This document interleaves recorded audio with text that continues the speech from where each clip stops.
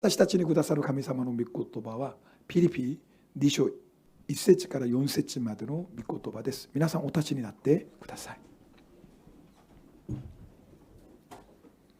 こういうわけですから、もしキリストにあって励ましがあり、愛の慰めがあり、御霊の交わりがあり、愛情と憐れみがあるなら、私の喜びが満たされるように、あなた方は一致を保ち、同じ愛の心を持ち、心を合わせ、志を一つにしてください。何事でも自己中心や虚栄からすることはなく、へりくだって互いに人を自分よりも優れたものと思いなさい。自分のことだけでなく、他人のことも顧みなさい。アーメン。神様の御言葉です。ご着席お願いします。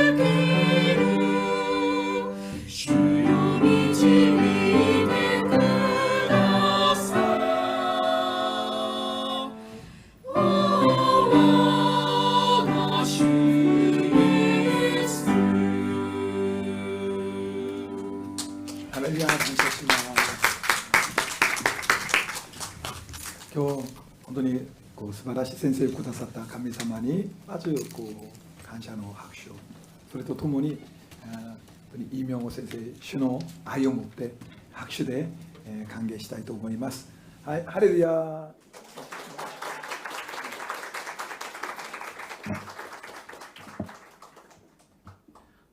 ハレルヤ. 제가 찬양할 때 배웠습니다. 저는 한국에서 온 운이주교회의 이명호 목사입니다. 근데 이명호 목사를 아까 그러니까 뭐 이명호 목시 하는데 또 목사님은 이명호 센세이 그러더라고요. 그게 뭐가 맞는 거예요? 저는 한국에서 학원의 강사 일도 하고 있습니다. 그래서 학원에 있는 공무원 수험생들이 있어요. 공무원이 되려고 하는 수험생들, 그 수험생들을 같이 예배를 드리면서 그렇게 교회를 하고 있습니다. 보니까 여기는 10대인가요? 중고등부. 전 아들이 3명 있어요. 아들만 3명 있어요. 딱 요만큼이에요. 요만큼. 아들들의 나이가 딱 요만큼입니다. 전 그래서 이 아이들의 생각을 잘 알아요. 저 아이들은 말을 많이 하잖아요. 제가 아들한테 문자를 보내거든요. 열심히 안 해도 된다. 나는 아빠는 너를 사랑한다. 응? 뭐 그렇게 쓰면 저희 아이들은 문자를 이렇게 보내요. 응. 딱 한 글자 보내요. 그래서 제가 뭐 가끔 길게 쓸 때도 있어요. 하나님은 널 사랑하시고 하나님은 너를 위한 계획을 가지고 계시고 뭐 이런 걸 쭉 얘기하면 또 한마디 쓰죠. 응. 그렇지만 저는 알아요. 그게 이제 그 친구의 그 마음을 다 표현하고 있는 걸 다 알고 있기 때문에 그 표현만 가지고 판단하지는 않습니다. 여기 있는 학생들도 저는 알아요. 이게 이 말씀 듣는 게 사실 쉬운 일은 아닌데 이렇게 다 듣고 나서 저 머릿속에 하나님에 대한 사랑이 커지고 있다는 걸 갖다가 저는 알고 있습니다. 반갑습니다. 저 말을 안 하잖아요. 하지메 마시테. 그래요. 자, 사실은 내일부터 글로리아 신학교에서 강의가 있어가지고 왔는데 여기에 지금 이렇게 설교를 하게 됐습니다. 아주 너무 감사하고 불러주셔서 감사합니다. 한국 사람들은 처음에 만나면은 뭐 그런 걸 물어요. 어디 사느냐, 몇 살이냐, 뭐 그런 걸 묻고 나서 뭐 어디 산다고 하면 뭐 같은 동네네요. 그러면서 뭐 친해지기도 하고 몇 살이다 얘기하면 위 아래를 나누기도 하고 뭐 그렇습니다. 일본도 그런가요? 그냥 이렇게 조사를 하고 나서 그 다음에 이제 공통점이 있으면 친해지기도 하고 그러는데요. 사실은 이제 저나 여러분이나 심지어는 저는 지금 일본어도 못하는데요. 아주 아까 다른 건 답답하지 않은데 기도하는데 너무 답답하더라고요. 무슨 말인지 못 알아들어가지고 기도를 못 알아들으니까 너무 답답하더라고요. 제가 다음번에 올 때는 꼭 일본어를 해가지고 오도록 하겠습니다. 어쨌거나 이제 저나 여러분이 어느 다르고 이렇게 그런데 처음 만났지만은 그래도 이야기를 나눌 수 있는 이유는 예수님을 믿는다는 그런 공통점이 있기 때문일 거예요. 예수님 믿고 계십니까? 네. 뭐 그게 아니고서야 뭐 저와 여러분이 만날 기회도 없을 거고 만날 필요도 사실은 없을 거예요. 근데 예수님을 믿는다는 그 한 가지만으로 우리가 사실은 만나고 있고 뭔가 끈이 있다고 지금 생각하고 있는 거죠. 그런데 이제 우리가 설교 시작하기 전에 먼저 하나 짚고 넘어갈 게 있어요. 제가 믿고 있는 예수님이 있거든요. 근데 여러분이 믿고 있는 예수님과 같은 분인지를 제가 한번 체크할 필요가 있는 것 같아요. 왜냐하면 다른 예수님을 믿고 있는 사람들도 꽤 많이 있거든요. 저 한국에 많아요. 이단이라고 아주 많이 있어요. 그래서 일단은 그래서 잠깐 아주 짧게만 점검해 볼게요. 제가 믿는 예수님은 베들레헴에서 태어나셨거든요. 여러분이 믿고 계시는 예수님은 어디에서 태어났습니까? 베들레헴에서 태어나셨죠. 그 구약 성경의 미가서라는 책에 보면 미가라는 예언자가 그렇게 베들레헴에서 구세주가 구원자가 태어날 것이다 그렇게 말했거든요. 맞네요. 예수님이 베들레헴에서 태어나신 이후에 헤롯 대왕이라는 사람이 예수님을 죽이려고 해가지고 예수님이 잠깐 어디로 피신한 적이 있어요. 어디로 피신할게요? 이집트, 애굽 거기로 피신했죠. 그러다가 나중에 이제 자신을 죽이려고 하는 헤롯 대왕이 죽었다는 소식을 듣고 그리고 저 그 북쪽에 나사렛이라는 곳이 있어요. 나사렛에 가서 어린 시절을 보냈습니다. 그래서 우리가 이제 예수님을 부를 때 여러 가지로 부르고 있지만 나사렛 예수라는 표현을 쓰고 있죠. 여러분 그러면 예수님이 처음으로 사역한 곳은 어디예요? 회개하라 천국이 가까이 왔다라고 처음 말씀하신 곳이 어디예요? 가버나움 이런 곳인데 제가 일본어로 보겠습니다. 가버나움 이런 곳이에요. 가버나움. 카베나움. 네, 모르는 척 다시 한번 물어보겠습니다. 예수님께서 처음으로 사역을 시작한 곳은 어디예요? 카베나움. 네, 거기서 처음으로 시작하셨어요. 그리고 저희의 갈릴리 지방과 남쪽의 유대 지방을 왔다 갔다 하시면서 이제 복음을 전하시다가 나중에 죽기 일주일 전에 나귀를 타고 예루살렘에 들어가셨어요. 구약 성경에 스가랴서라는 걸 보면은 그렇게 나귀를 타고 구원자가 예루살렘에 들어갈 것이다 그런 예언이 있거든요. 그 예언에 따라 들어가셨는데 그리고 나서 일주일도 되지 않아서 결국 십자가에서 처형이 되셨죠. 제가 믿고 있는 예수님은 바로 그분입니다. 여러분도 그런가요? 우리는 다른 예수님이 아니라 바로 그 여정을 거친 그 예수님을 믿고 있는 거예요. 그거를 알기 때문에 우리가 처음 만났지만은 뭔가 그래도 공통점이 있다는 그런 느낌을 받고 있는 거예요. 그래서 처음 만났는데 처음 만난 것 같지 않은 느낌이 드는 이유는 바로 예수님 때문이죠. 처음 만났지만 처음 만난 것 같지 않은 우리가 오늘 보실 말씀은 빌립보서라는 성경인데요. 빌립보서 몇 장까지 있을까요? 빌립보서는 이걸 뭐 사를 뭐라 그러냐 연장이라 그러나 4장까지 있습니다. 4장. 빌립보서는 몇 장까지 있습니까? 4장까지 있습니다. 그 중에서 1장은 빌립보서 1장은 뭘 얘기하냐면 너희들이 예수를 믿었으니까 이제 복음에 합당한 삶을 살아라 그런 얘기를 해요. 좀 어렵네요. 그래서 복음에 합당한 삶을 산다는 게 뭘까요? 믿음이 있으니까 이제 믿는 사람처럼 살아라라는 거예요. 복음에 합당한 삶이 뭔지 대답하실 분이 있을까요? 복음에 합당한 삶이 뭘까요? 일단 저는 몰라요. 전 잘 모르겠어요. 제가 목사 안수를 받고도 잘 모르겠어요. 복음에 합당한 삶을 산다는 것은 뭔가 버릴 건 버리고 취할 건 취하고 그러면서 사는 것 같은데 저는 다 버렸다고 생각하는 것들이 다시금 올라오는 경우들이 있어요. 뭔가 자꾸 변화해야 되는데 변화가 좀 느린 부분이 있는 것 같아요.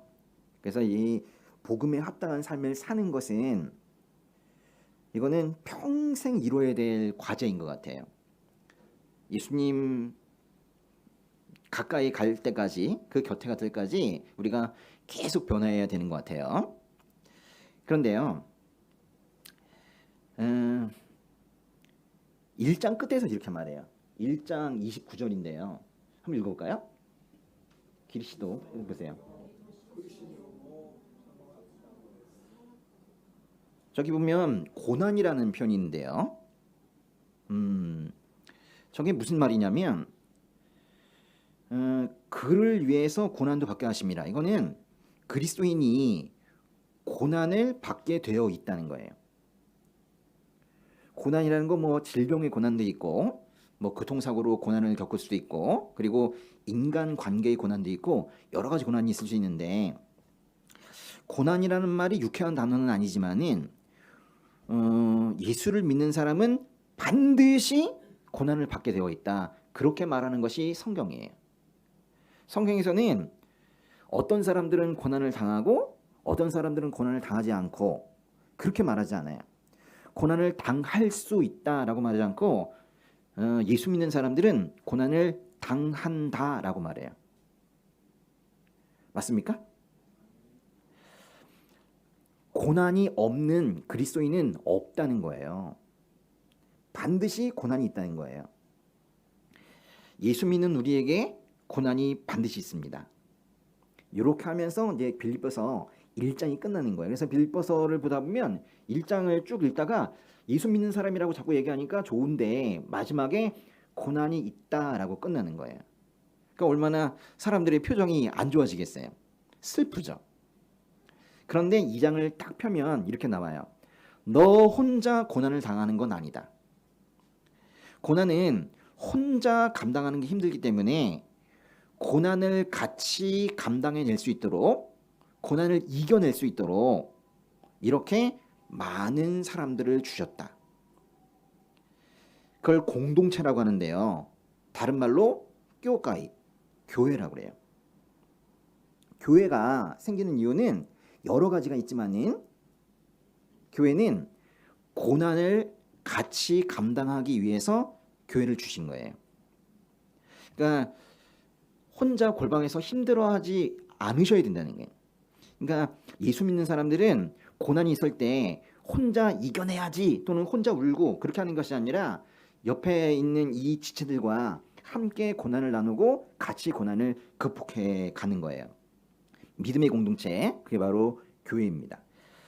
우선 빌립보서 2장 1절과 2절을 다시 한번 읽어볼게요. 그러므로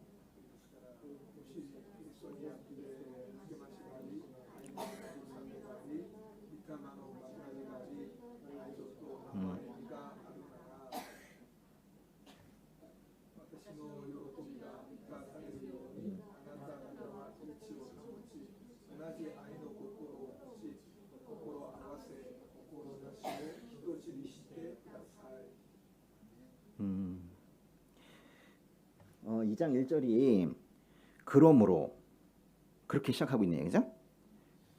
꽤 기네요. 코유 좀 포기하겠습니다. 예. 하여튼 그렇게 시작하고 있네요. 그러므로 이 말은 하나님께서 여기 있는 사람들에게 공동체를 주셨으니 뭐 이런 뜻이에요. 그러니까 빌립보서 1장은 고난을 같이 감당하기 위해서, 이겨내기 위해서 교회를 주셨다. 근데 2장에서는 뭘 얘기하냐면 그 교회가 어떤 모습이어야 되는지 그걸 얘기하는 거예요. 그러니까 치바 영광교회가 어떤 모습이어야 되는가, 그런 것들을 빌립보서에서 설명을 하고 있는 거예요. 그게 한 마음을 품는 거래요. 한 마음을 품는 거, 같은 마음을 가지는 거. 그게 한 마음을 품기 위해서, 같은 마음을 가지기 위해서 어떤 덕목이 있어야 되는지 그런 것들을 지금 소개하고 있어요. 제일 먼저 소개하고 있는 것은 그리스도 안에 있는 권면입니다. 그리스도 안에 있는 권면.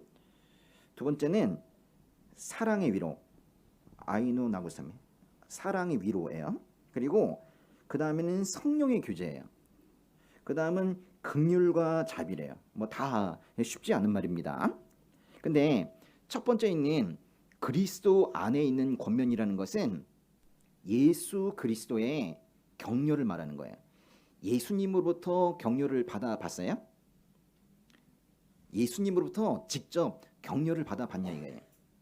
기도하다가 예수님께서 격려를 해주셔서 가슴이 뜨거워진 적이 있냐 이거예요. 그런 적 있습니까? 예, 전 있는데요. 예, 예수님께서 기도 중에 우리 가슴을 뜨겁게 하는 경우가 있어요. 다른 사람은 잘 모르지만은 예수님께서 우리의 기도를 들으시고 우리를 위로하시는 경우가 있어요. 그러면 다른 사람은 듣지 못해도 그 예수님의 음성을 들으면서 우리 마음이 따뜻해지고 그러면서 울어요. 이렇게 눈물을 흘리죠. 옆에 있는 사람들은 잘 몰라요. 그렇지만은 우리만은 알죠. 예수님의 격려가 어떤 건지, 얼마나 따뜻한 건지 알죠. 그 옆에 이제 사람들이 있지만은 사람은 격려한답시고 다가와서는 자기 자랑만 늘어놓고 가거나 또는 오히려 상처 주는 말만 하고 가는 경우도 태반입니다. 사람이 부족해서 그래요. 사람은 언어가 부족해요. 이 사람은 말을 잘 못해요. 그래가지고 위로한답시고 가가지고 위로하지 못하고 오히려 상처만 주고 온단 말이에요. 근데 기도 중에 우리가 예수님으로부터 받는 격려는 참 따뜻해요. 온기가 있어요. 그러니까 너무 어떤 때는 따뜻하다 못해 뜨거워요. 그래가지고 그것이 눈물샘을 자극해가지고 그래서 눈물이 막 흘러요. 근데 이게 너무 뜨거워가지고 어떻게 할 수가 없어가지고 이 뜨거운 거를 옆에다가 막 나눠주죠. 그래서 옆에 있는 사람들도 같이 뜨거워져요. 그래서 여기가 다 뜨거워져요. 그런 걸 교회라고 그래요. 교회는 누구는 차갑고 누구는 따뜻하고 그게 아니에요. 한 사람의 따뜻함만 있어도 진짜 예수님한테 격려를 제대로 받아도 그 사람의 온기가 옆으로 막 퍼져 나가는 거예요. 제가 이제 신학대학원 다니면서 그 학원의 강사 일을 같이 하고 있었거든요. 사실은 지금도 하고 있습니다. 예, 학원의 강사 일을. 왜냐면 저희 교회 성도들은 다 공부하는 학생들이기 때문에 그 학생들을 제가 떠나면 안 되니까 학원을 떠날 수는 없어요. 근데 또 예배 드리고 싶어서 교회를 하고 싶어서 또 신학을 또 해야 되고, 그래서 저는 두 가지를 같이 했어요. 신학대학원 다니면서 제가 학원 강의를 놓지 않고 있었는데 처음에 신학하니까 너무 좋더라고요. 야, 이 신학하면서 예수님에 대해서 배우는 거, 하나님에 대해서 배우는 게 너무 좋더라고요. 어떤 교수님이 그렇게 말해요. 신학을 한다는 거는 어떤 교리나 이런 걸 배우는 게 아니라 하나님의 아름다우심을 공부하는 거라고. 하나님의 아름다우심을 공부하는 거라고 그러시는 거예요. 제가 아주 손뼉을 탁 치면서 맞다 그러면서 얼마나 기뻤는지 몰라요. 그런데 이제 시간이 1년, 2년 지나가면서 조금씩 제가 지치기 시작했어요. 사실 좀 힘들더라고요. 일도 하고 신학도 하고 하면서 좀 힘들었어요. 그래서 제가 사실은 육신이 너무 지쳐가지고 그렇게 기쁘게 시작했는데 육신이 지치니까 기도하기 시작했어요. 주님, 저 더 이상 못하겠습니다. 그러니까 신학을 하든지 아니면 학원 강의를 하게 하든지 둘 중에 하나만 하게 해주세요. 제가 두 개를 하는 거는 저한테는 좀 벅찹니다. 저는 좀 못하겠습니다. 너무 힘들어요, 주님. 제가 그런 기도를 드렸어요. 그랬더니 이제 주님께서, 저는 이제 학원 강의를 그만두게 하실 줄 알았거든요. 근데 주님께서 너 학원 강의 그만해라 하면은 그만두려고 그랬어요. 왜냐면 주님의 말씀 듣고 살고 싶었기 때문에 그만두려고 그랬는데, 학원 강의를 그만두라고 말씀하신 것도 아니고 또 신학을 그만두라고 말씀하신 것도 아니에요. 제가 힘들어요 이렇게 이제 찡찡대니까 주님께서 저한테 뭐라고 하시냐면 힘 줄게 그러시는 거예요. 제가 아까 그 일본어로 이걸 해가지고 왔는데 뭐더라, 치카라오 아타에루, 그렇게 말씀하시는 거예요. 그러니까 저는 신학이나 학원 강의 중에 둘 중에 하나를 선택해 주시길 바랬는데, 치카라오 아타에루 뭔 뜻이에요? 두 개 다 하라는 거예요. 그 대신 주님께서 힘 주신다는 거예요. 저는 계속 뭔가 하나를 안 하려고 그랬어요. 이건 안 하고 다른 걸 하고 싶고. 그런데 주님께서는 다 할 수 있다는 거예요. 그러면서 힘 주신다는 거예요. 저는 사실 너무 깜짝 놀랐어요. 저는 평생 뭘 안 하려고 그랬던 것 같아요. 뭘 하는 대신 다른 건 안 하고 이게 집중하는 거 아닌가 이렇게 생각했는데, 주님의 일은 그렇지는 않은 것 같아요. 주님께서는 저한테 힘 줄게 그러셨어요. 제가 그때 이제 힘 줄게 그 말씀을 듣고 나서 그 음성이 저를 크게 변화시켰어요. 저희가 이제 그 말을 듣고 나서 소망이 생긴 거예요. 소망. 이 안에 뭔가 안 하려고 하는 게 아니라 하고 싶은 마음이 막 든 거예요. 그러면서 다시 해보고 싶은, 좀 더 잘해보고 싶은, 다시 시작하고 싶은 그런 소망이 든 거예요. 주님께서 여러분에게도 힘줄게 라는 음성을 들려주시길 바랍니다. 제가 이제 그 힘줄게 그 음성 하나 가지고 제가 5년을 살았어요. 그게 뭐냐면 다른 사람들은 신학을 3년 동안 하는데 저는 5년 만에 졸업했거든요. 한 번도 휴학하지 않고 계속해서 이제 공부를 하면서 5년 만에 겨우 졸업을 했지만 그걸 졸업할 수 있던 힘이 바로 힘줄게라는 그 말이었어요. 사랑의 위로란 말이 있는데요. 사랑 위로는 좀 알 것 같아요. 그죠? 사랑 위로는 여기 교회 안에 그리스도 안에 있는 형제 자매들이 주는 위로를 우리가 사랑의 위로라고 하는 거예요. 뭔가 이 위로는요. 지금 이 옆에 계신 분들이 하는 위로는 조금 밖에서 받는 위로와는 다르지 않던가요? 다른데 이 안에서의 위로는 조금 따뜻해요. 지금 누가 누군가를 여기 이 교회 안에서 위로하고 있다면 사실은 위로하는 사람이 뭔가 착해서는 아니에요. 위로하는 사람이 뭔가 믿음이 좋아서도 아니에요. 위로하는 사람은 사실은 위로를 받았기 때문에 위로를 전해주는 거거든요. 사랑을 받았기 때문에 사랑을 전해주는 거거든요.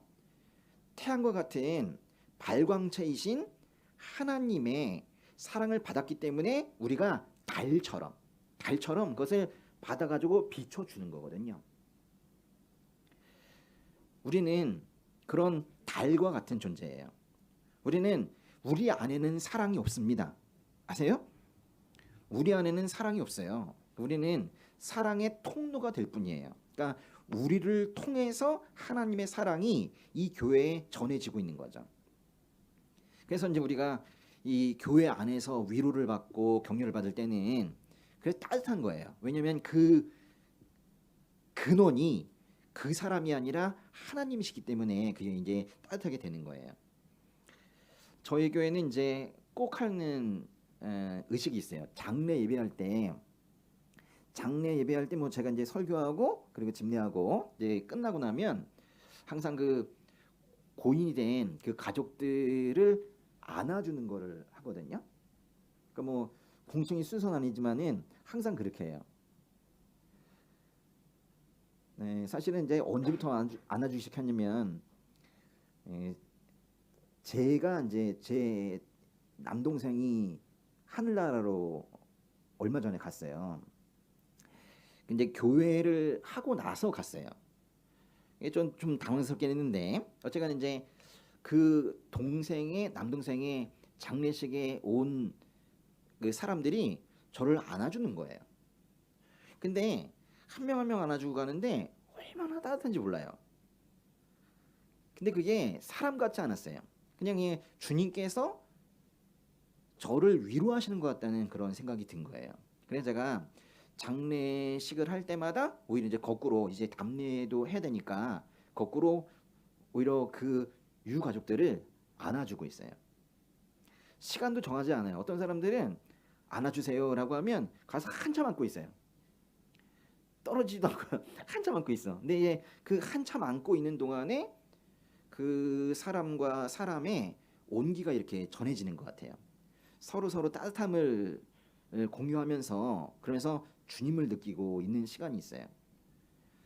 장례 예배할 때 저희가 가장 중요하게 생각하는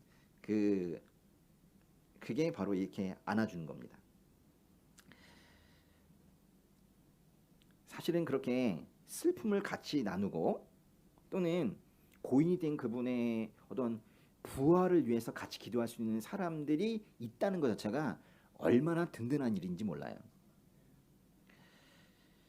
제가 이제 굳이 격려와 위로를 구분해서 말했는데 사실 격려라는 말과 위로라는 말은 그 말이에요. 같은 거예요. 격려가 뭐냐면 너 잘했으나 더 잘해라 라는 말이고 위로는 너무 힘들어하지는 말아라 뭐 이런 뜻인데 다 마음을 만져주는 거거든요. 사실 그래서 같은 거예요. 이런 그리스도 안에서의 격려와 위로는 오직 교회에서만 받을 수 있는 거예요. 생각해 보시면 정말 놀라워요. 여기 계신 분들은 그래요. 형제님, 자매님 뭐 이런 표현을 쓰고 있지만은 사실은 피 한 방울도 섞이지 않았어요. 가족이 아닌 경우도 많아요. 근데 그 피 한 방울 섞이지 않은 교회 지체들에게 진정한 격려와 위로를 할 수 있단 말이에요. 저는 뭐 그것 자체만으로도 얼마나 감격적이고 신비한 일인지 몰라요. 여러분이 옆에 있는 다른 분들을 위로할 때 뭐 바라고 하십니까? 응? 내가 위로할 테니까 몇 엔 줘라 그렇게 하십니까? 그렇게 안 하잖아요. 그냥 마음을 다 쏟아서 그게 위로하고 있죠. 근데 이런 경험을 밖에서 못 해요. 그러니까 교회 안에서만 여러분이 지금 너무 당연하게 느끼고 있는 이것들이 당연한 건 아니라고요. 교회 안에서 이 받는 이 격려와 위로를 당연하게 여기지 마세요. 이 따뜻함은 다른 사람들은 몰라요. 평생 이 따뜻함을 모르고 그냥 죽은 사람과 그렇지 않은 사람은 많은 차이가 있는 거예요. 근데요, 옆에서 이제 다른 지체들이, 형제 자매들이 격려와 위로를 했다고 하더라도 죄송하지만 그 사람이 또 착해서는 아니에요. 그 격려하고 위로하는 마음도 사실은 성령 하나님께서 주신 거예요. 그래서 성령 하나님의 위로가 따뜻하니까 그 형제 자매들을 통해서 받는 위로와 격려도 역시 따뜻한 거예요. 이런 경험은요, 정말 소중한 거예요. 교회를 나오지 않았다면 결코 경험할 수 없는 아주 귀중하고 소중한 경험이 바로 이런 거예요. 그 다음에 있는 성령의 교제라는 건 뭘까요? 고린도전서라는 책이 있어요. 고린도전서에 보면 우리의 몸을 성령의 전이라고 말해요. 성령의 전. 그러니까 우리 안에 이 안에 성령 하나님이 계세요. 이거 아세요? 여기 만져보시면은 성령께서 계세요. 성령께서 계신다는 것도 성령 하나님이 계신다는 건데 다른 말로 하면 우리 안에 하나님이 계세요. 눈 2개, 코 하나, 입 하나 있는 것 같지만 다 달라요. 이 안에 성령이 있는 사람이 있고 성령이 없는 사람이 있단 말이에요. 근데 이 성령이 있는 그리스도인들도 교회 다니는 사람들도 자주 있는 것 같아요. 이 안에 누가 계신지를 잘 몰라요. 그래가지고 함부로 행동하잖아요. 죄 짓잖아요. 그래서 이 안에 있는 성령 하나님을 근심하게 하잖아요. 마음 아프게 하잖아요. 그러니까 그리스도인들이 죄를 짓는 이유는 어떻게 보면 이 안인 하나님을 자꾸 까먹기 때문에, 망각하기 때문에 그렇게 되는 거예요. 내가 하나님과 같이 다닌다는 생각을 하게 되면 그렇게 막 살 수는 없을 거예요. 성령 하나님께서 이 안에 계시기 때문에, 그래서 이 성령 하나님의 도움으로 우리가 사귐도 교제도 뭔가 세상과는 다른 교제를 할 수 있는 거예요. 교제, 이건 성령께서 우리에게 주신 선물과 같은 거예요. 자기 이익 챙기기 좋아하고 다른 사람에게 관심 없는 죄인들이 이렇게 많이 모였는데 어떻게 여기에서 그런 참다운 교제가 있겠어요? 성령 하나님께서 우리의 교제를 도우시는 거예요. 교제, 사실 이건 너무 중요한데요. 지금 여기 계신 분들은 다 아십니까? 서로 다 알고 계세요? 교회 지들과 여기 계신 분들과 많이 교제하세요. 식사도 많이 하시고, 그리고 누군가가 장례식이 있다면, 누군가가 또 결혼식을 한다면 바로 달려가시고, 많이 웃고 함께 울고 그렇게 하시란 말이에요. 예배만 같이 드리지 마시고, 예배 드리는 게 제일 중요하긴 해요. 그렇지만은 예배만 같이 드리시는 게 아니라 삶도 함께 나누시라는 거예요. 제가 교제하는 법, 사귀는 법을 어떻게 하면 잘할 수 있는가 알려드릴게요. 여러분은 다른 사람을 잘 사귀십니까? 처음 만난 사람과 얘기를 잘하세요? 일단 전 잘 못해요. 저는 낯을 많이 가려요. 근데 목사라고 있어요. 이게 어떡하지? 제가 교제를 잘하는, 그 사귐을 잘하는 방법을 하나 알려드리도록 하겠습니다. 궁금하시죠? 예. 말을 잘하는 거 있죠? 필요 없어요. 어떤 사람들은 말이 너무 많아가지고 듣느라고 힘들어. 말을 잘하는 게 교제를 잘하는 게 아니에요. 사람들은 헷갈리기도 해요. 말을 잘하면 다른 사람들과 잘 사귈 것이다 생각하지만 그렇진 않아요. 그러면 밥을 같이 먹으면 좋을까요? 밥을 같이 먹으면서 밥을 많이 먹으면 좋을까요? 살찌죠? 밥을 먹는 것도 교제 방법은 아니에요. 교제 방법은, 제일 좋은 교제 방법은 잘 듣는 거예요. 다른 사람의 관심과 다른 사람의 아픔을 잘 들으시는 거, 그게 교제를 잘하는 거예요. 귀를 기울이시라, 이런 얘기예요. 그것이 교제를 잘하는 방법입니다. 너무 쉽죠? 듣는 거는 그냥 들으면 되잖아요. 그렇죠? 그러니까 교제를 그리스도인들이 못한다는 말은 할 수 없어. 그냥 들으면 되니까요. 그런데 들을 때 주의할 점이 있어요. 듣고 나서 꼭 얘기하려는 사람이 있어요. 저 얘기만 끝나면 내가 뭔가 말해주리라. 얘기를 다 듣고 뭔가 가르치려는 사람들이 있어요. 그리고 나도 그 마음 안다 라고 얘기하는 사람들이 있어요. 나도 공감한다 라고 말하는 사람들이 있어요. 뭘 공감해요? 얘기 들으면 그냥 듣는 거예요. 저는 사실은 정말 그렇게 아픔이 많은 사람은 아닌데 제가 아들이 셋 있다고 그랬는데 그중에 2명이 장애가 있어요. 2명이 장애가 있고 그것도 뭐 힘든 건가? 장애 부모님들이 있는데 장애 부모님들한테 저는 항상 큰 소리 쳐요. 난 둘이다. 응? 그쪽은 뭐 장애가 1명이지만 난 둘이다 이래가지고 사실 그분들에게 말씀도 전하고 뭐 그렇게 합니다. 근데 그게 뭐 아픔이라면 아픔일까? 제가 알고는 있는데 그리고 아까 말씀드린 대로 동생이 좀 빨리 그렇게 하늘나라에 갔어요. 뭐 그 정도 아픔은 저는 알고 있고 누군가가 얘기하면 그게 얼마나 아픈 건지 알고 있지만은 저희 어머니께서 젊어서 남편을 여의셨거든요. 그러니까 남편이 빨리 돌아가셨어요. 전 근데 이제 남편을 빨리 잃은 여인의 아픔은 잘 몰라요. 그렇기 때문에 저는 어머니한테 가가지고 어머니 힘드시죠? 저도 압니다. 저도 그 아픔을 압니다. 전 말하지 않아요. 그건 제가 감히 말할 수 없는 거예요. 그거 어떻게 알겠어요? 응? 남편을 빨리 잃은 여인의 마음을 제가 어떻게 알겠냐고요. 그렇지만은 저는 장애인을 자식으로 두고 있는 아픔은 알고 있어요. 그래서 그 사람들에게만 얘기하는 거지 저는 함부로 다른 사람의 아픔을 안다고 말하지 않습니다. 그거는 우리가 공감할 수가 없는 거니까요. 그러니까 그냥 들어야 돼요. 어머니가 아프시다고 하면 어머니가 힘드시다고 하면 그냥 듣는 거지 저도 압니다. 어머니 힘드시죠? 함부로 말하면 안 돼요. 알았죠? 듣는 거예요. 마지막에 있는 긍휼과 자비라는 말이 있는데 저건 정말 어려운 말이에요. 긍휼. 긍휼은 저 단어는요. 이 안에 있는 내장을 뜻하는 거예요. 내장. 그 원어가 그렇게 되어 있어요. 옛날에는 인간의 감정이 이 속에 있는 이 내장 안에 있다고 생각을 했거든요. 그래가지고 저렇게 표현을 쓴 거예요. 죄인을 바라보시는 그 하나님의 마음이 내장이 끊어지는 것 같은 그런 아픔을 가지고 계시다는 거예요.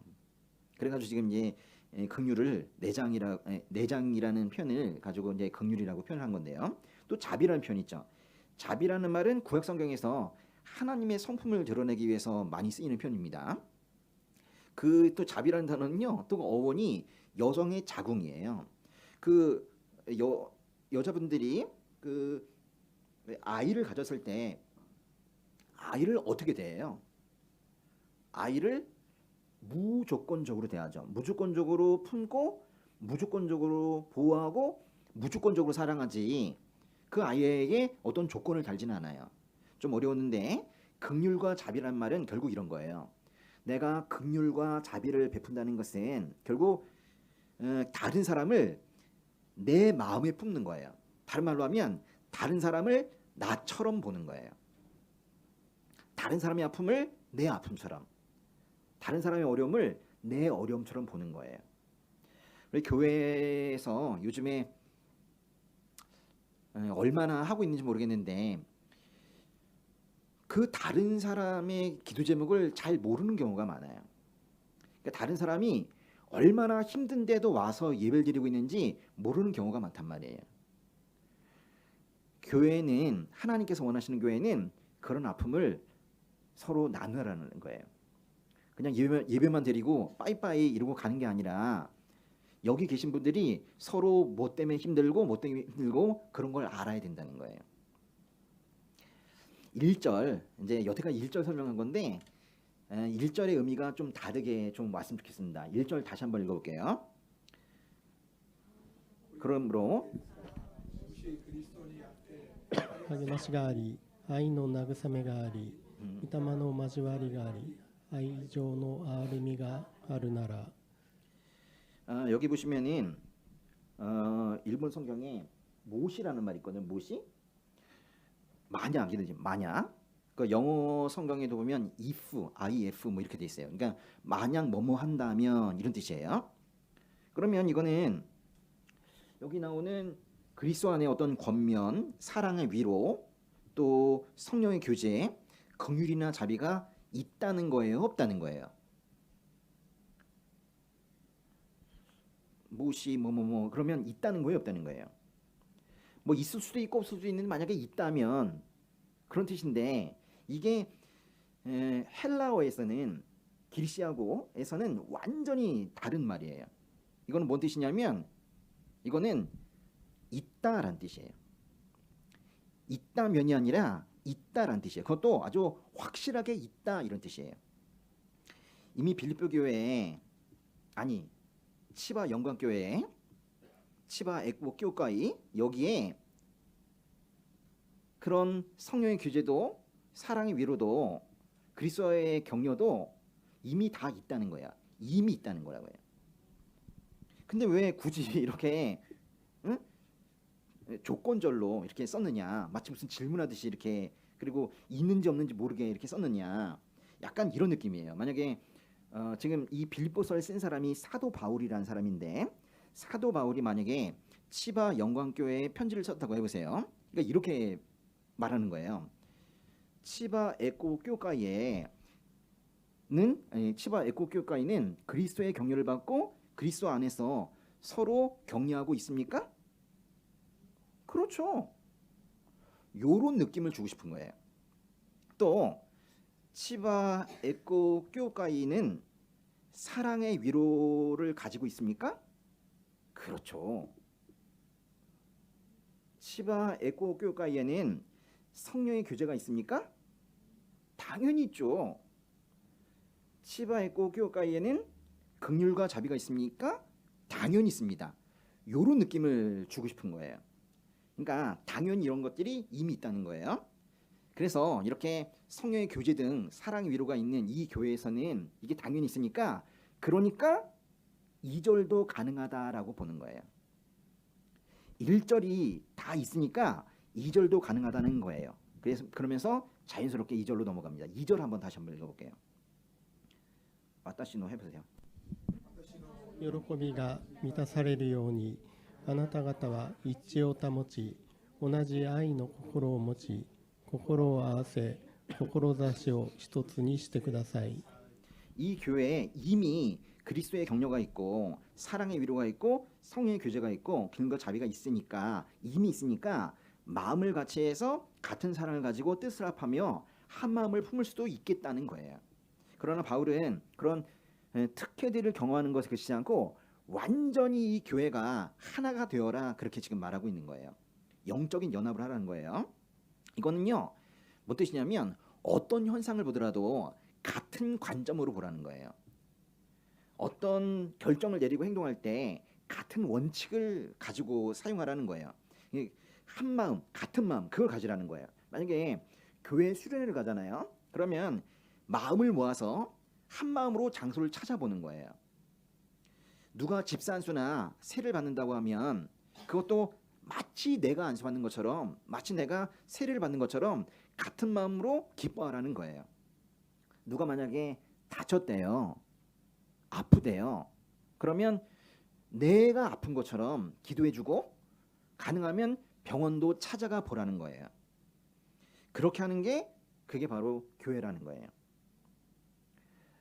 근데 병원 갔다 오셔서 병문안 갔다 오셔서 이렇게 하면 안 돼요. 내가 갔다 왔어. 내가 갔다 왔다고. 그래서 그거를 자랑처럼 얘기하면 안 돼요. 그게 마치 자기가 뭔가 큰 일을 한 것처럼 그렇게 할 필요는 없다고요. 그 말을 하기 위해서 갔다 온 게 아니라 그 아픈 사람을 문안하고 그 아픈 사람을 위해서 기도하기 위해서 갔다 온 거잖아요. 정리하면 1절과 2절은 이런 구조입니다. 보세요. 그리스도 안에 권면이 있고 사랑의 미로가 있고 성령의 규제가 있고 금과 자비가 이미 있어요. 이미 있으니까 저 오른쪽에 한 마음을 품으라는 그 얘기까지도 가고 있다는 거예요. 그러니까 바울은요 빌립보 교회를 완전히 칭찬만 하고 있지는 않아요. 왼쪽에 있는 거는 이미 되었는데 오른쪽 거는 조금 미흡한가 봐요. 그래가지고 완전히 하나 되면 좋겠다. 그러면 내가 너무 기쁘겠다. 이렇게 지금 말하고 있는 거예요. 그러면서 완전히 교회가 하나 되는 방법, 아주 구체적인 행동들을 얘기하면서 뭐는 하고 뭐는 하지 마라 이런 얘기를 하는데요. 그게 바로 3절과 4절이에요. 한번 읽어볼게요. 出身や教営からすることなく、へりくだって互いに人を自分よりも優れたものと思いなさい。自分のことだけではなく、他の人のことも顧みなさい。 빌립보 교회에도 문제가 있었어요. 그러니까 그 어느 교회나 문제가 있지만은 이 빌립보 교회에는 하나가 되지 못하는 그런 문제가 있었어요. 겉으로 보면 좀 하나인 것 같긴 한데 그 속에 다툼과 균열이 있었던 거예요. 성도들 간에 싸움이 있었나 봐요. 그래서 그런 거를 하지 말라는 거예요. 그런데 다툼과 균열이 교회에 있는 거는 있을 수 있어요. 여기도 뭐 사람 사는 곳인데 뭐 없겠습니까? 있을 수 있어요. 그런데 그거를 잘 드러내지 않으면 문제가 커져요. 다툼과 균열이 시간이 오래 가면 사실 그것 때문에 교회가 힘들어지는 경우도 생기기도 해요. 그래서 바울이 몇 가지를 더 훈계하고 있는데요. 첫 번째, 아무 일에든 다툼이나 허영으로 하지 말라는 거예요. 두 번째는 오직 겸손한 마음으로 각각 자기보다 남을 낮게 여기라는 거예요. 자기보다 다른 사람이 더 낫대요. 세 번째는 각각 다른 사람들의 일을 돌보래요. 자기 일에만 신경 쓰지 말고 다른 사람의 일도 신경 쓰지래요. 이렇게 세 가지입니다. 이 교회 안에 자기 중심적인 사람들이 몇 명 있었나 봐요. 자신의 이름이 드러나기를 은근히 바라고 있는 사람들이 있었나 봐요. 교회에 와서 박수 받고 싶어하는 사람들이 있었나 봐요. 교회 안에 와서 여기서 중심에 서고 싶은 그런 사람이 있었나 봐요. 그러면 교회가 힘들어지거든요. 왜 교회 안에서 박수 받고 싶어 해요? 교회 밖에서는 박수를 못 받으니까. 교회 밖에서 박수를 받지 못한 사람들이 교회 안에 와서 박수를 받고 싶어 하는데 박수라는 것은 인정이거든요. 칭찬이거든요. 그걸 받고 싶어 하는 거예요. 왜요? 한 번도 칭찬과 인정을 받지 못했으니까 교회 안에 와서 그 칭찬과 인정을 받아보고 싶은 사람들이 많아요. 아버지로부터 어머니로부터 칭찬과 인정을 받아야 되는데 그걸 받지 못해서 결핍이 생긴 사람들이 교회에 오면 박수를 받고 싶어하는 그런 경우들이 많이 있어요. 그러니까 너무 미워하지 마시고 기도하세요. 지금 여기서 이 빌립보서 여기서는 그렇게 자기 중심적인 행동 교회에서는 하지 말라는 거예요. 이기적으로 행동하지 말라는 거예요. 자기 이익을 우선시하거나 서로에게 줘가면서 경쟁하지 말라는 거예요. 여기 경쟁에서 이겨봤자 뭐 하겠어요. 그 경쟁에서 이겨가지고 빈 껍데기 같은 그런 영광을 가진 그거를 여기서 헛된 영광이라고 하는 거예요. 아니 교회 안에 와서 왜 경쟁해요? 지금 이제 이 현대 사회는 경쟁이 아주 심하지만은 교회는 그런 곳이 아니에요.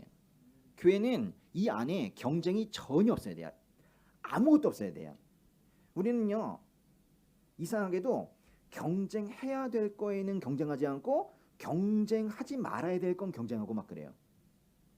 시험을 본다거나 그럴 때는 경쟁이니까 열심히 하세요. 응? 이겨도 됩니다. 괜찮아요. 근데 왜 교회 와서 경쟁해요? 집에 가도 똑같아요. 가족을 이겨봤자 뭐 하겠어요? 엄마 이기면 뭐해?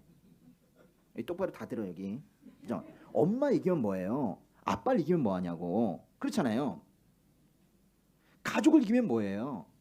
헛된 영광이에요. 빈 껍데기예요. 근데 교회 안에서도 경쟁을 할 필요는 없는 거예요. 할 필요가 없는 게 아니라 아예 경쟁이 없는 곳을 교회라고 하는 거예요. 교회는 경쟁하는 것이 아닙니다. 이곳은 마음을 합해야 돼요. 그래서 마음을 합해서 한 사람 한 사람 한 사람의 구원을 이루어가는 것이 이 교회예요. 경쟁해서 구원을 이루는 게 아니라 마음을 합해서 구원을 이루는 거예요. 그리고 바울이 더 권면하는 것은 서로 겸손하게 남을 자기보다 낮게 여기라는 거예요. 남을 다른 사람을 자기보다 더 나은 사람으로 여기라는 거예요. 제가 주례할 때, 결혼식에 주례할 때 제가 이 말을 많이 해요. 신랑은 신부를, 신부는 신랑을 자기보다 더 나은 사람으로 여겨라. 그런 얘기를 해요. 겸손한 사람이 되라는 거예요. 겸손. 사실 이 겸손이란 말은요, 이 빌립보서라는 이 편지가 써질 때만 하더라도 그렇게 좋은 덕목은 아니었어요.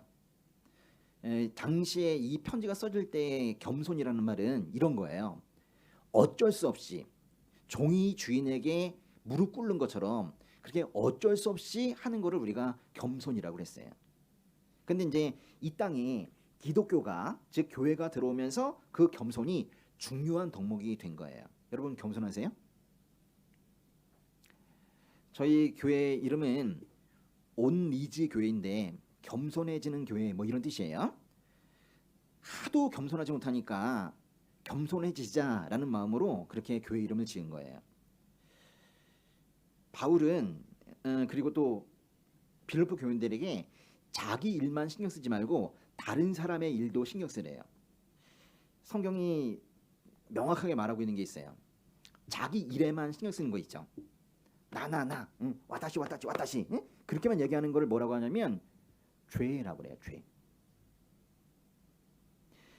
다른 사람의 일도 신경 쓰면서 다른 사람의 아픔도 알면서 서로 모여서 예배하는 것이 교회인데 자기에게만 빠져 있는 거를 몰두하는 걸 우리가 죄라고 그래요. 오늘 이야기를 정리하면 이렇습니다. 그리스도 안의 권면과 사랑의 위로와 성령의 규제와 긍휼과 자비가 이미 있으니까 한 마음을 품으라는 거야. 교회가 하나 되라는 겁니다. 네, 그걸 하기 위해서는 자기 중심이나 허영으로 하지 말고 겸손하게 합시다. 다른 사람에게도 관심을 가집시다. 이런 거예요. 사실은 오늘 말씀드린 이 네 절은요, 그 기시하고 그 헬라어에서는 그냥 한 문장이에요. 한 문장. 근데 지금 이거를 갖다가 나눠서 말씀을 드린 거예요. 여기서 이제 마지막 질문을 하나 하도록 하겠습니다. 우리가 어떻게 하면 겸손해질 수 있을까요?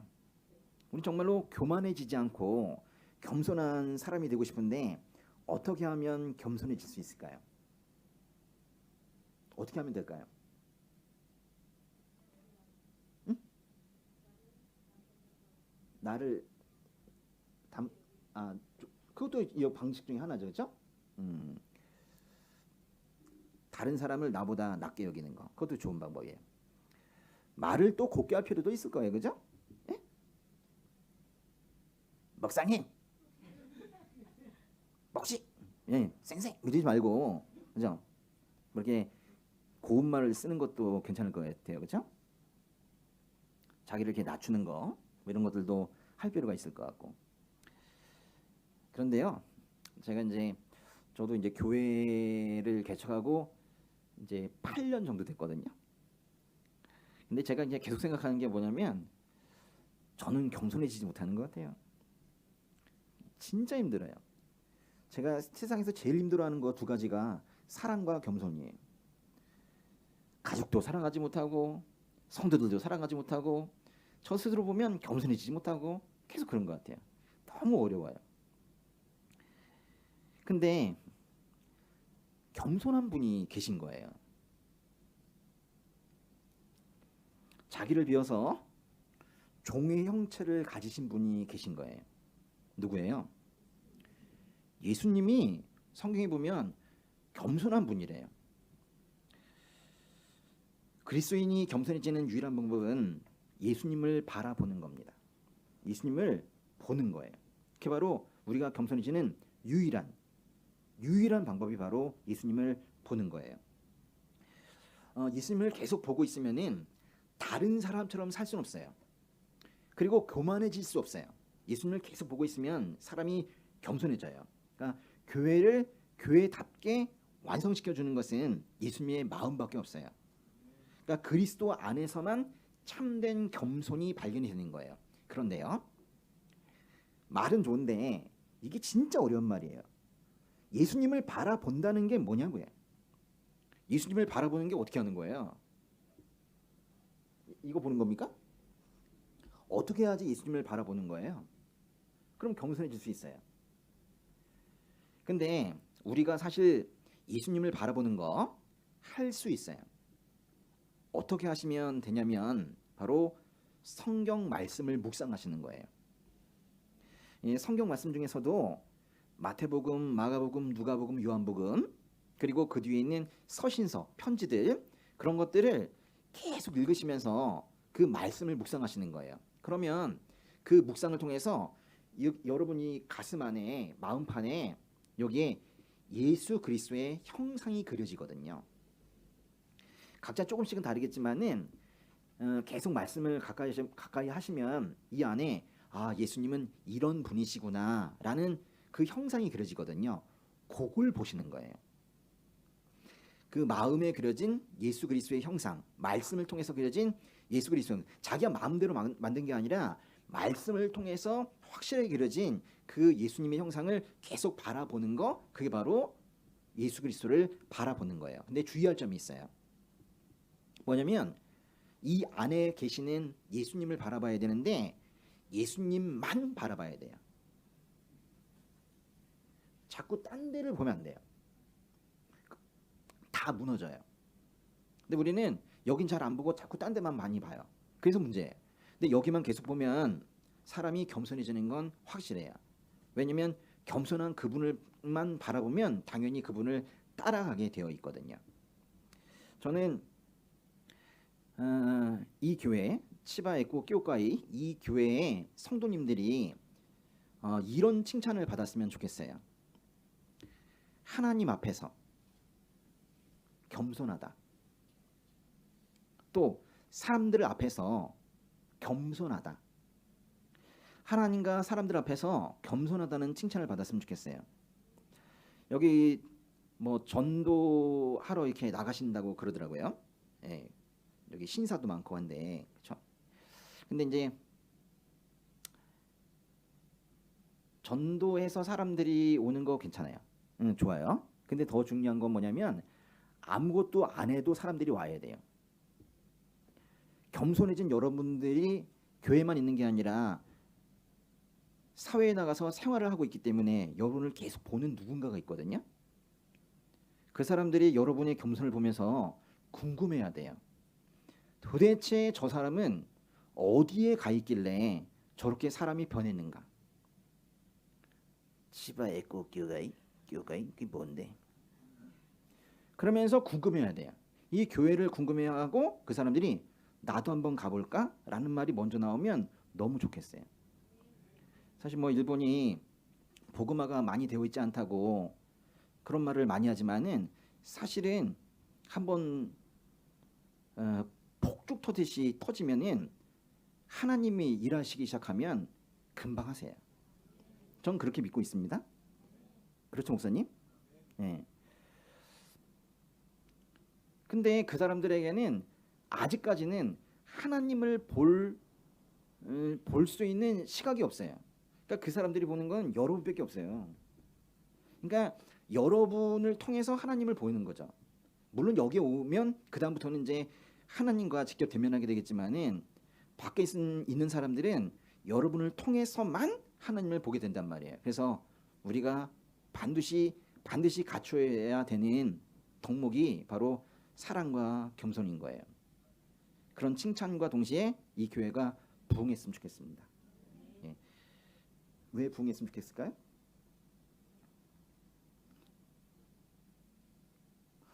그 사람들이 와야지 구원받죠. 예?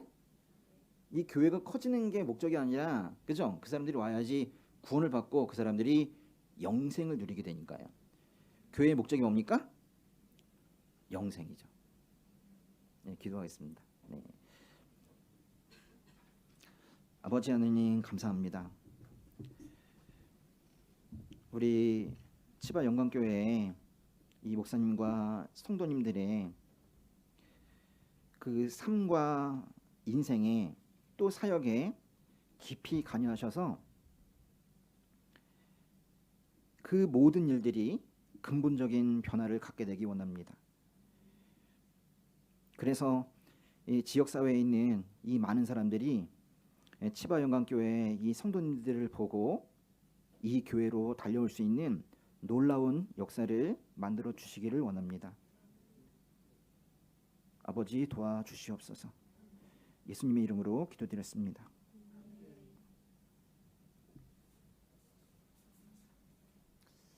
이緒に受けた御言葉を思い出しながら賛美を捧げたいと思います。この賛美を捧げて声を合わせて心を合わせて一緒に祈ります。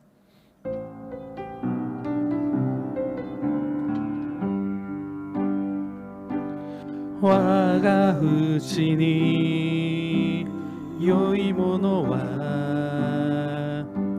何一つないけど、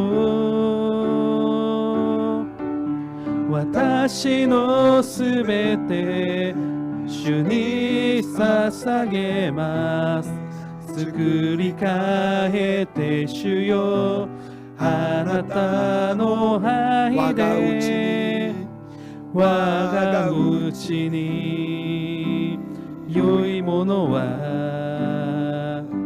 何一つないけど、私のすべて主に捧げます。作り変えて主よ、あなたの愛で一緒に手を挙げて賛美しましょう。主よ注いでください。私にあなたの御心を表したいから主よ、この心にあなたの御心を主よ注いでください。主よ注いでください。私にあなたの御心を表したいから主よ、その心にあなたの御一緒に心を合わせて一緒に祈りを捧げます。